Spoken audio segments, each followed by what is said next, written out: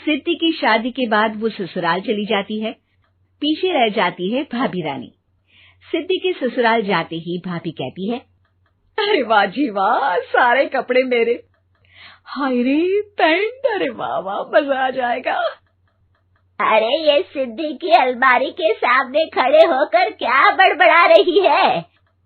जाकर देख मेहमानों को विदाई की मिठाई मिली कि नहीं। अब हाँ माँ जी, क्यों नहीं, लेकिन पहले कपड़े तो बदल लूं। अब रानी आ जाती है सिद्धि के उन कपड़ों में जो वो ससुराल जाने से पहले घर छोड़ जाती है। अरे रानी, कुछ दिन रुक जाती। अरे ये तो सिद्धि बिटिया को मैंने ही दिया था, बड़ा ही फबता था उस पर, तुझ पर तो कुछ खास नहीं लग रहा। अब वो ना मेरे सारे कपड़े गीले थे तो सोचा पहन लूं। वैसे भी सिद्धि को कौन सा भी पुराने आउटडेटेड कपड़ों को पहनना है। वैसे भी ये सूट तो मैंने तभी पहना था, वैसे खास है भी नहीं ये। हाँ ठीक है, लेकिन ना मेरी सिद्धि पर तो जमता था। सारे मेहमान चले जाते हैं और सिद्धि ससुराल से मायके पहली बार आती है। अपना घर, अपना कमरा, अपनी अलमारी। ये बोलकर जैसे ही सिद्धि अलमारी खोलती है तो सामने उसके कपड़ों की जगह कुछ और ही रखा होता है।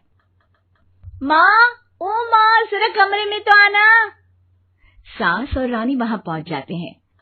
रानी ने पहनी होती है सिद्धि की जींस और टी शर्ट। अरे भाभी, ये क्या? ये तो मेरी बड़ी ही महंगी टी शर्ट है, इसे आपने घर में क्यों पहनी है? अरे बहुत मिलती है दीदी ये चौक की मार्केट में, 150 में। ओ भाभी प्लीज, ये एरोपोस्टल है, 2000 की एक टी शर्ट। ओहो, 2000 में तो दीदी 4 साड़ी आ जाए। अब क्या बोलूं? भाभी, ये मेरी अलमारी में छोटू के कपड़े, तो मेरे कपड़े कहाँ हैं? मेरी अलमारी में? अब दीदी आपको कौन से पुराने कपड़े पहनने थे? माना भाभी, लेकिन मैं जब घर आती तो यही सब पहनती ना। अरे तुम तो बड़ी कंजूस हो दीदी। खैर, वक्त आता है जब सिद्धि ससुराल के लिए रवाना हो रही होती है। अरे रानी, अंदर से सिद्धि का गिफ्ट ले आ, लड़की पहली बार ससुराल से मायके आई है।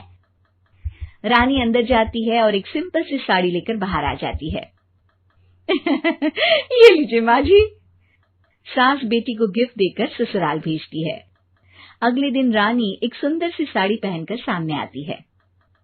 अरे रानी, ये तो वो साड़ी है जो मैंने सिद्धि को देने के लिए दी थी जब वो ससुराल ले जाती, लेकिन ये तूने कैसे पहन ली?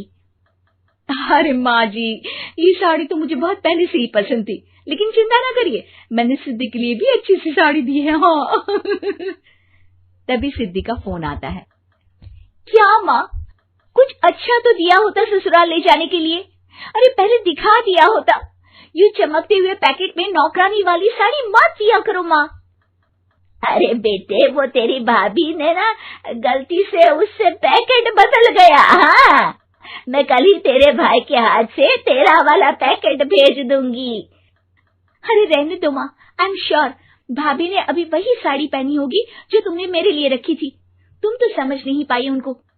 खैर छोड़ो, मैं ज्यादा बोलती अच्छी नहीं लगती, रहने दो, आपको उन्हीं के साथ रहना है, फिर बात करेंगे। सास को रानी पर गुस्सा आ जाता है। वो उसके कमरे में जाती है जहाँ वो शादी का एल्बम देख रही होती है। रानी, मार्केट जाकर एक ऐसी ही साड़ी लेकर आ, कल प्रतीक जाकर सिद्धि के घर दे आएगा। अरे क्यों माँ जी, कितनी साड़ी देनी है दीदी को? यहाँ कोई सेल लगी है क्या? अरे चुप कर, मेरे बेटी के हिस्से की साड़ी खुद पहन ली, अब ज्यादा ज्ञान बांट रही है। एक दिन सिद्धि का फोन आता है। माँ, मेरी सास ने आप सबको खाने पर बुलाया है। सारे लोग सिद्धि के ससुराल पहुंचते हैं। खाना खाकर वो लोग निकल रहे होते हैं कि सिद्धि की सास सभी को गिफ्ट देती है। अरे बहन जी, बेटी के घर का खाना खा लिया, यही बहुत है जो आप ऊपर से गिफ्ट भी दे रही है। अरे बहन जी, आप भी कहाँ इन बातों पर विश्वास कर रही हैं। सास सभी को गिफ्ट देती है, लेकिन रानी को जो साड़ी देती है वो अजीब सी हरे रंग की लाल रंग के बड़ी छाप वाली होती है। अरे छी, ये कौन पहनेगा? सासू माँ को तो जरी वाली इतनी सुंदर, और मेरे लिए ये नौकरानी वाली। अरे भाभी, दरअसल मैं जब भी घर आती थी आप वापसी में ऐसी ही साड़ी देती थी ना, तो माँ ने सोचा कि आपको आपकी पसंद की ही साड़ी क्यों ना दी जाए। बेचारी रानी, बोलती भी तो क्या। सिद्धि और सास रानी का चेहरा देखकर हंसने लगती है, तो रानी समझ जाती है कि अपने ही बिछाए जाल में वो फंस चुकी है।